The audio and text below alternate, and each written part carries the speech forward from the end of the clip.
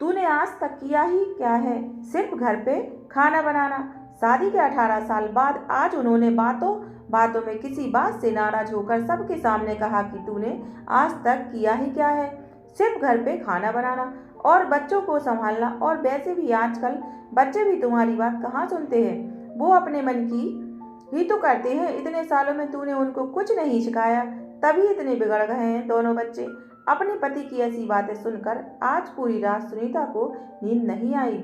सुनीता सोचती रही, रोती रही, सच में मैंने आज तक किया ही क्या है। अगर मैंने आज इस तक घर के लिए सच में कुछ नहीं किया तो अब मेरा यहाँ रहने का कोई मतलब नहीं। कहाँ जाना है पता नहीं, मगर बस अब और नहीं।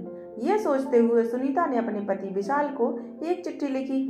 उसमें उसने लिखा था कि मैंने आज पूरी रात सोचा कि तुम शायद सही कह रहे हो। आज तक मैंने किया ही क्या है, कौन हूँ मैं, क्या मेरी पहचान चाहती थी मैं आसमान में उड़ना, मगर उड़ने से पहले ही मेरे पंख काट दिए गए। सपना देखने से पहले ही सपना तोड़ दिया गया। बाबा ने कहा शादी की उम्र बीती जा रही है, मुझसे पूछे बिना मेरी शादी करवा दी। बाबा का तो मानो बहुत बड़ा बोझ उतर गया। ससुराल में मेरे लिए हर कोई अजनबी सा था, मगर माँ ने सिखाया था कि अब यही तुम्हारी दुनिया है, यही तेरे अपने। अब से इस सब को ही तुम अपने माँ बाबा और भाई बहन समझना। पति तेरे लिए परमेश्वर है, इनकी कही कोई बात को मत टालना, सबको प्यार देके अपना बना लेना। माँ की बात मान के मैंने सबको अपना बनाया। मुझे क्या पसंद था और क्या नापसंद इसके बारे में कभी सोचा ही नहीं। सुबह को आपकी कॉफ़ी और नाश्ता, बच्चों का लंच बॉक्स, बाबा की डायबिटीज की अलग से दवाई, नाश्ता में माँ के घुटनों के लिए तेल मालिश, आपका टिफिन, मार्केट जाना, शाम की खाने की तैयारी करना, माँ को इलाज के लिए बार बार अस्पताल ले जाना, बच्चों को पढ़ाना, उनकी शैतानी बर्दाश्त करना, आपके दोस्त मेहमान बनकर अचानक से आ जाए तो उनके लिए खाना बनाना। बस इतना ही तो किया मैंने, और तो क्या किया। इसलिए अब मुझे कुछ और करना है।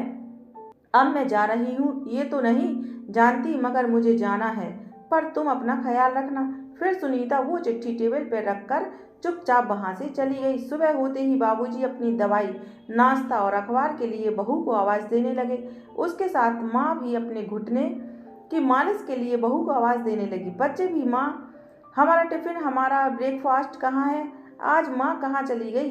बाहर इतना शोरगुल सुनकर उसके पति भी आंखें खुल गईं। क्या हुआ पूछता हुआ वो बाहर आया। इतना शोर क्यों मचा रखा है सुबह सुबह पापा, देखो ना माँ कहीं नहीं दिख रही है, हमको कॉलेज जाने में देर हो रही है, अभी तक ब्रेकफास्ट भी नहीं किया, लगता है आज भूखा ही जाना पड़ेगा। दूसरों ने कहा मेरी किताबें भी नहीं मिल रही हैं, माँ तुम कहाँ हो। बाबूजी ने आवाज़ लगाई, बहू जरा देखो तो मेरा चश्मा किधर है। माँ ने आवाज़ लगाई, बहू मेरे मालिश की बोतल और दवाइयाँ कहाँ है। सारा घर जैसे बिखरा था। उसका पति जोर से चिल्लाया, सब चुप हो जाओ, मैं देखता हूँ वो कहाँ है, यही कहीं होगी, कहाँ जाएगी।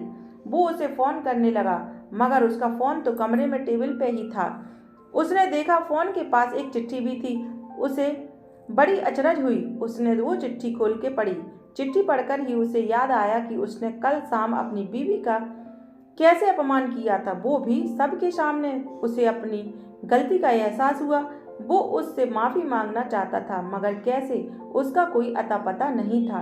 उसने उसके मायके और उसकी सहेलियां सबको फ़ोन करके पूछा, मगर किसी को भी नहीं पता वो कहाँ है, किस हाल में है।